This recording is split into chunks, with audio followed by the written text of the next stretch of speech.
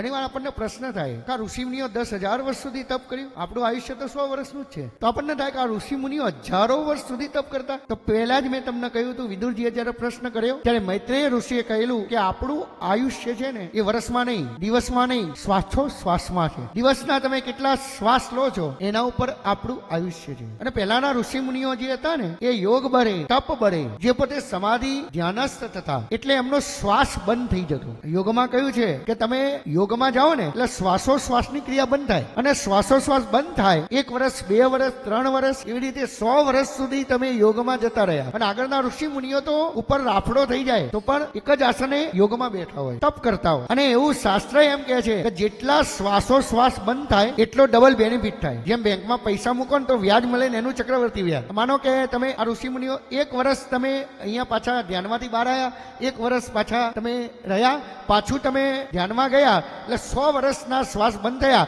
એવા બીજા 200 વર્ષના શ્વાસ પાછા એને પ્રાપ્ત થાય. એટલે શ્વાસોશ્વાસ તમને વધારે મળે, એટલે એ વર્ષો ખેંચાતા. નહીં તો આપણને એમ થાય કે આટલા વર્ષ જીવતા. પણ આ સાયન્સ અને શાસ્ત્ર, સાયન્સ પણ કહે છે કે શ્વાસોશ્વાસ બંધ થઈ જાય ને પછી આપણું શરીર જ એકલું પડ્યું હોય, આત્મા એ પરમાત્મા સાથે હોય, પણ એની અંદર હલનચલન, એ અંદરનું જે મન છે ને એ પરમાત્માને મળી જાય. શરીરને કઈ થાય નહીં, પડ્યું રહે.